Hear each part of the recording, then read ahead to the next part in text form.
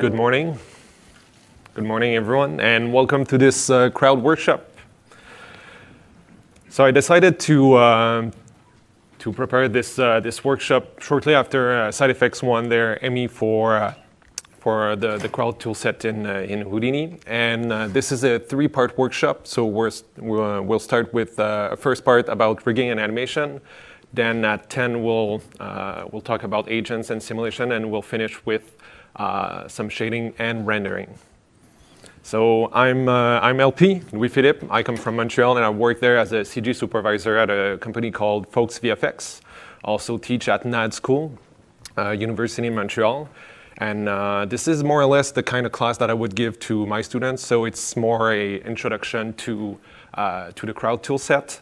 And my experience is more in smaller companies, smaller studios, so it's a generalist approach to this toolset, or at least a small team of versatile artists that could find all of this useful. So we won't go too much in depth into all of this, but it's I hope you'll get all the key concepts so you'll be able to start and work on some crowd shots.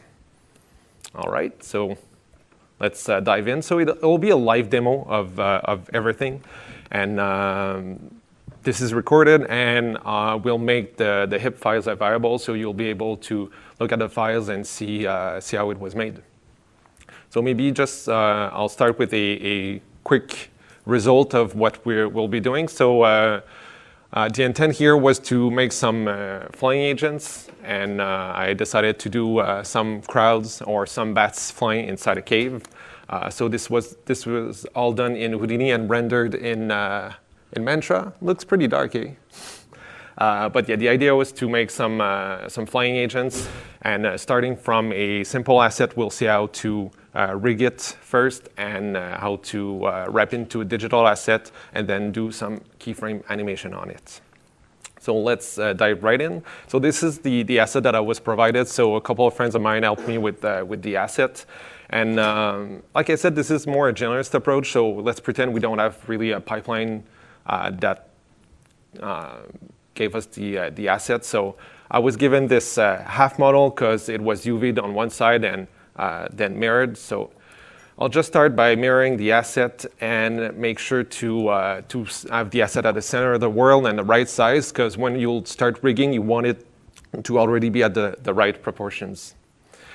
So now that it's mirrored like this, what I'll do is spacebar and 3 and see the front-facing camera, and we can see that the model is not aligned properly. So it's important for the crowd solver later on that the asset is oriented properly. So what I'll do here, just translate or rotate the asset here, and I want it also to be the right size. So right now it's a pretty large bat. So let's remember that in Houdini, 1 unit is usually 1 meter. So we probably have a like 10-ish wide bat here, which is kind of large.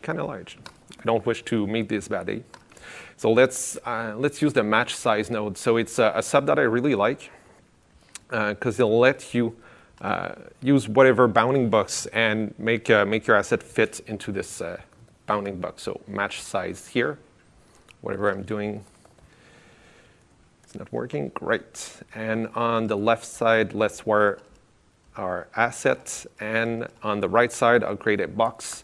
And I search on the internet, and I think that this kind of vampire bat is about 40 centimeter wide, so the wingspan should be 40 centimeter. So I'll change this box here to a 40 centimeters, so 0.4 like this. And it's not important to scale it on the 3-axis, since in the match size node here, I can scale to fit.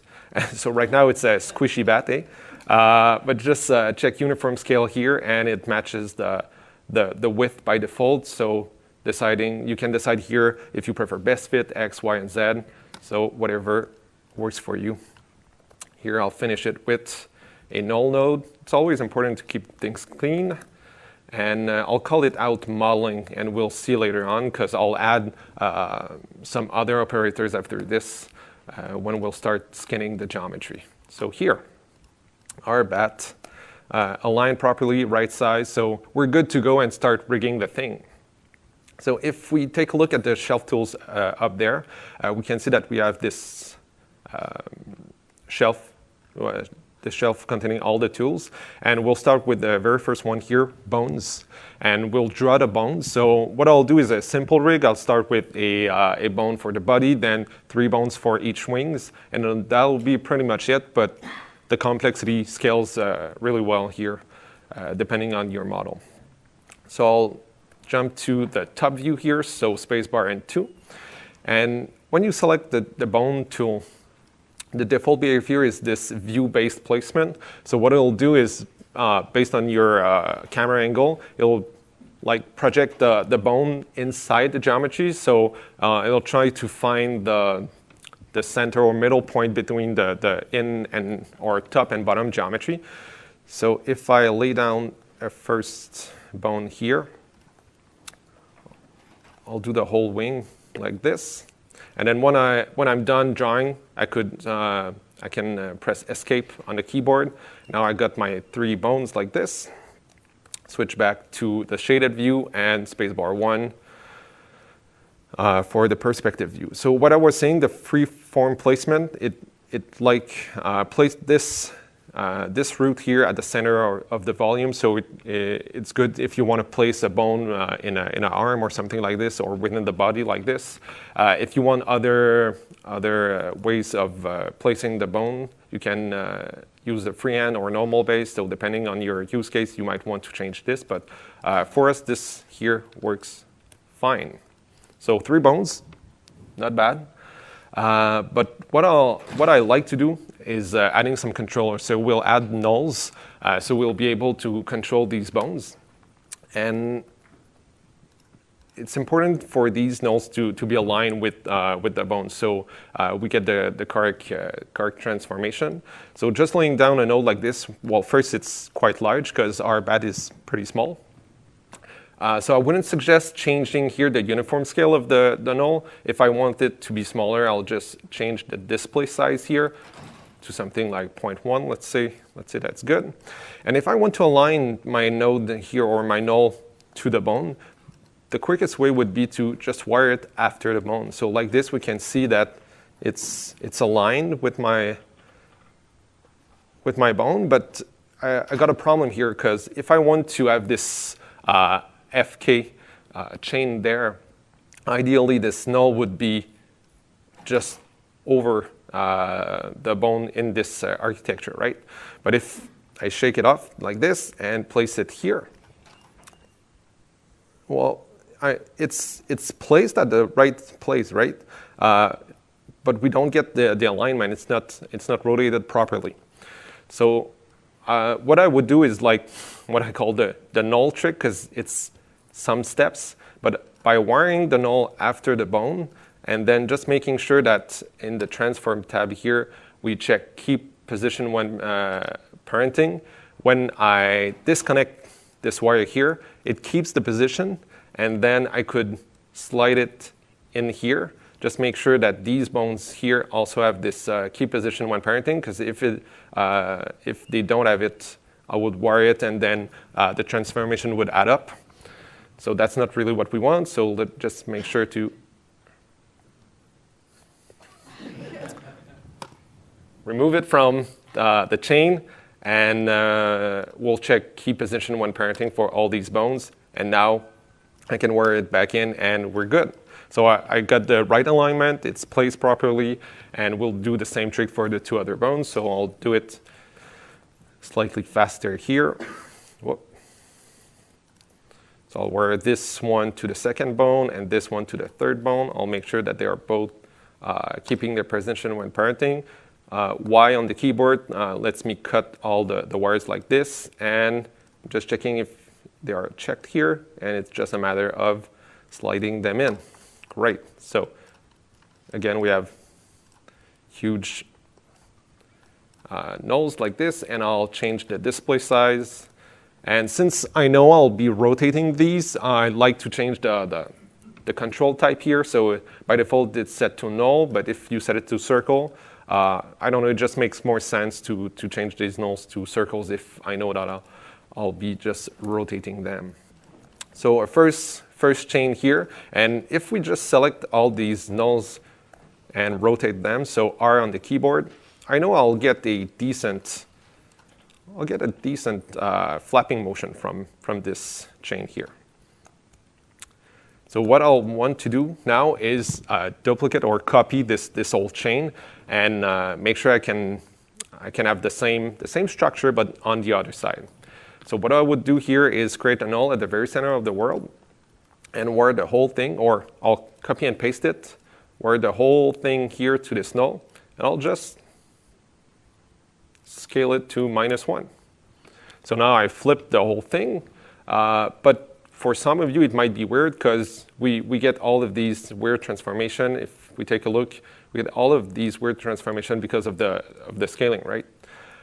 But it's fine for now. Let's just handle this later. But now we got these two wings, or these two chains, and I said earlier that I also wanted a bone for the body. So I should have maybe started with this, but I'll go back to this top view. So spacebar and 2, like this, and I'd like to place a bone right there. So I could maybe do some snapping on the points, but if I snap on the points, my bone will really lay on top of the geometry. That's maybe not what I want. If I want it to be at the ground level, at the origin like this, what I could do is here right-click on the multi-snapping option. So what I want to do is snap my bones to the edge of the grid. So here I've already set it up, but by default I think it's set to geo point, something like this. And here what I want is to snap it to the grid edge.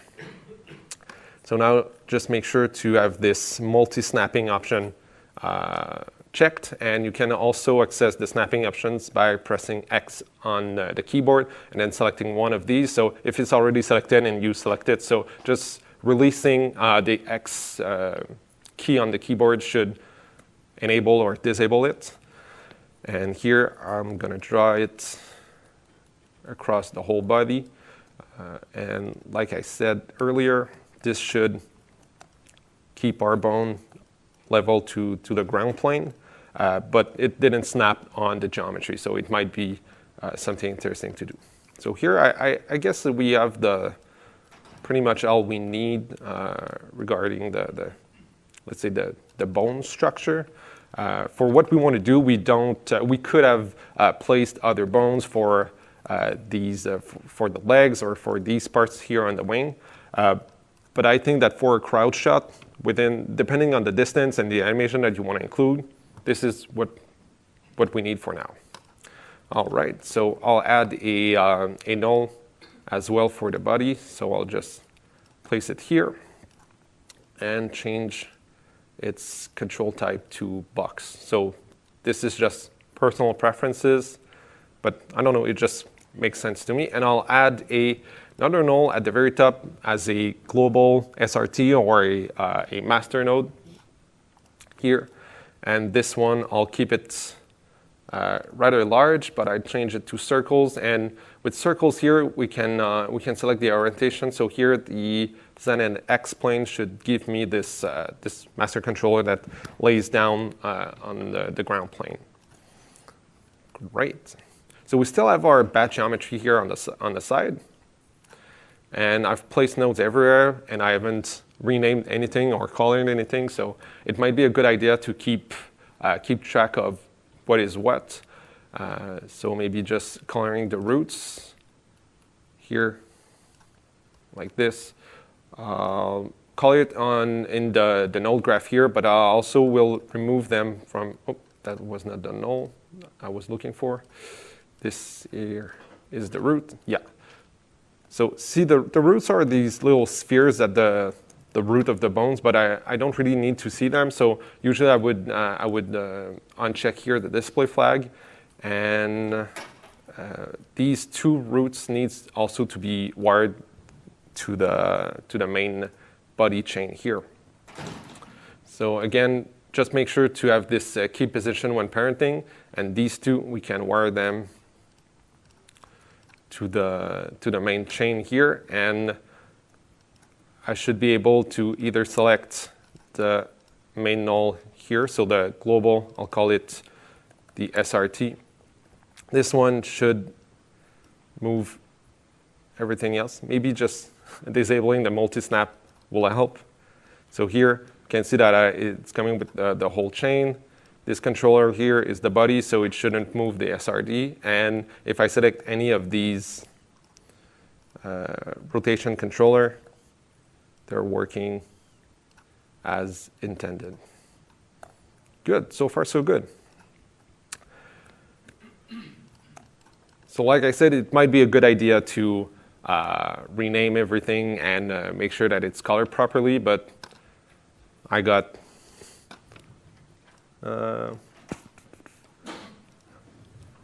this here, which is already done. Great. You don't have to look at me renaming nulls for 5 minutes. So it's more or less the same thing that we had just before. I might just want to hide these guys here, but it's pretty much the same thing. Different colors, but pretty much the same thing. So what we want to do now is capture the geometry. So bind the geometry to these bones. And again, if we take a look at the shelf tools here, we got this capture geometry. So let's just press here, and there's a picking session. So first select the geometry to capture. So this is the skin of our character. Press enter, and then select the root object. So here, the root object will be this body root. Press enter, and it should compute for a couple of seconds. So what it does here, it's creating new SOPs inside the geometry node that we created earlier. Yes, great. So here we can see the capture regions or the capture geometry. So it's kind of messy. I mean, we got these hard transitions between colors. So there are plenty of tools here. So we could change the capture region or edit the capture weight. But I know by experience here that I got a problem with my asset being too small or it's too thin. You know, these wings here, they're really thin. So if we take a look at what happened here in this geo node, is that a first node was created to import these lines. So the lines are the actual bones. And it created this kind of wrap or a geometry on top of all our original geometry. But the problem here is that all my wings disappeared because it's as we see, it's a digital asset. So we could dive in and check what are all the steps here. But I imagine that it does, VDB at some point, and since my wings are too thin, it's missing information. So there's a great thing here, which is called enlarge input mesh. So basically, it'll scale the mesh. So when doing the VDB operation, it should wrap everything together. By default, it has a value of 4, and for our case here, it works perfectly. So now we got this chubby bat, but it's enveloping our original geometry. And if we take a look at this node here, and if we come in the viewport, press enter, we should see now it's a better weight, or it's better capture. Now everything is smoothed out, and it's just a matter here to stash the input again. And if you want to see the deformed geometry at the end, just make sure to display this last node here. I like to add a null node here and call it maybe out deforming geo. Great. So back up here, and we'll select these controllers and see. Great. No. So we got our deforming geometry. It's smooth. It's great. This is what we'll need for our crowd setup. But again, if you're rigging and you've got problems with the capture regions and everything, just use these tools here, and they should be helpful to adjust the binding. Great, so let's put it back down here, and we'll make this a digital asset. Because what we want to do is pretty much save this rig and share it with other people and have a versioning of these. So if you need to do some some retakes on the rig or anything, you need the rig to be shareable. So the Houdini digital asset is a great format to share all of this. So what we'll do is select all our nodes here and create a subnetwork from our selection.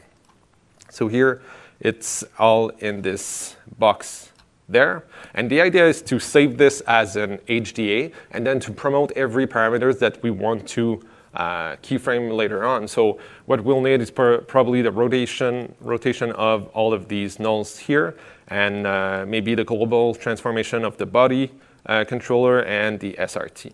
So just back inside here, what we want to do is connect our SRT to this subnetwork input 1, because if by any chance we need to apply a constraint on this character, let's say we want this character to fly on a path, or for whatever reason we need to wire it to something else. If I create a null here and move this guy like this, then the whole rig is not moving because it's wired into the input 1, and then the input 1 is wired nowhere, right? And wiring it here, now we can have a controller outside, whoops, outside of the, yes, great. Works perfectly, outside of the actual rig. So let's just save this guy here. So what we'll do is right-click on the subnetwork and create a digital asset.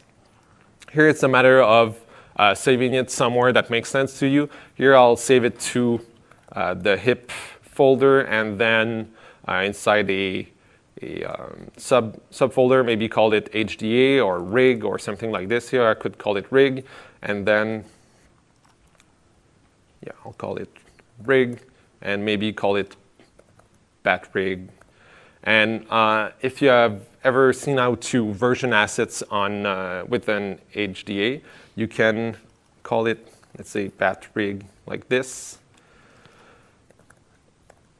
and add a version number. So I think it's within the operator name. It's 2 times the 2 dots like this, and you can version it with a version number. So just don't use any letters. So either 1 or 1.0, 1.1.1, depending on whatever naming convention you want. But if you increment after that, Houdini should be able to, when you call this the HD, to fetch the latest version. So here I'll just get this version 1 and accept. Here I need to set up what the number of inputs that I need. So minimum inputs, I'll set it to 0, because if I set it to 1, it'll require something to be wired upstream, but we don't necessarily need to wire it. So just set a minimum input to 0, maximum to 1, and I'll save it like this for now. And when we're here, it's now an HDA. So if I right-click, match current definition, it's locked. Now it's the whole thing is contained within our HDA. But what we need to do is promote some parameters, because if now I select one of these controller and I want to rotate it, I can't. It's locked inside the HDA. It's not really what we want. So by allowing editing of content, what I'll do is I'll create a custom UI here. And it's important not to do what we're used to do. So what many people would do here is click on the cogwheel here and edit parameter interface and start playing here. But since now it's an HDA, it's better to come to this menu here up and select Edit Asset Properties and select this bat rig. So now it's not only changing the UI of this node inside this session, but it's editing the whole HDA, and when you'll save it, it'll carry on all the instances of this asset. So what I like to do here is create a new folder that I'll put up here. So it's the first thing that will show on the right when we'll create the asset. Maybe call it just rig.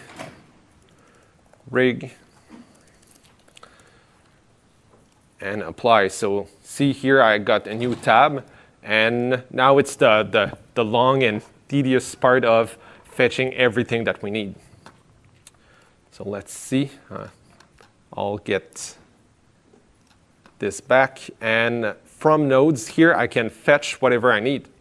So I'll fetch, let's say, the body controller transformation. So I'll get translate with rotation and scale. I'll make sure that it's going to this rig subfolder. I'll transfer them to the right side, and when I press apply here, I should see these parameters there. Then I could get, I forgot about the SRT, so maybe I could get the SRT as well. Here, boom, apply. And now it's up to you how you want to customize this. Do you want to create subfolders? If we go back to this type here, so we could go to subfolders and maybe call this SRT. And what I like to do here is, instead of tabs, just use the simple folder type, and it'll just wrap these parameters within this this box. I think it just looks good, but again, it's up to you. And it's just a matter of importing all the parameters that we need. So again, we'll get this digital asset that is already done. And here what I did is I imported all the transformation for the SRT, the body, and just the rotation of the 3 nulls on the wings. And finally, what I added there was these 2 checkbox. So it's a matter of getting these custom checkbox and adding this this line of HGrip. It's just an expression that once the checkbox is checked, it's hiding either the controller or the bones. But like this, we have a decent rig. It's saved, it's shareable, and we'll be able to start the animation for this. So we'll wait for the second part of the workshop for the animation. So we'll do the animation with the agent setup, but that's it for rigging. Just a brief overview on how to rig.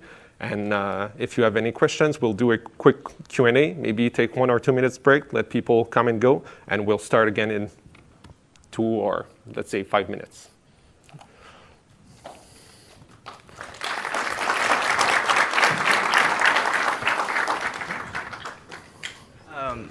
With the skinning, because it's inside, because they're using a VDB, does that mean that the mesh has to be watertight? And if you're dealing with a, you got to rig a cup or whatever, right? What would be your recommended workflow? Watertight before and then point deforming, or do they have an option for that for non-watertight mesh? Right. So if you go inside there, this HDA or within this this node here, there are some parameters, but I guess that it's, even though it's not watertight, it'll do an approximation of what you'll get. But you're right, with VDB, it might be hard to get a precise wrapped or precise envelope. Not really sure about this one. Thanks. Sorry.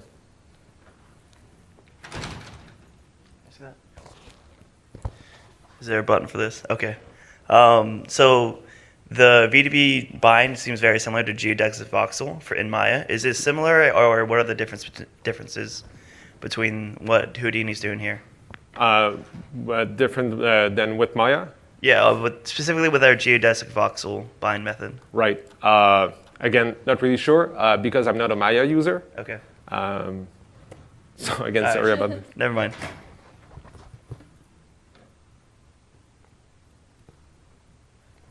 All right, so let's get people come and go if needed, and we'll start in maybe 2 minutes.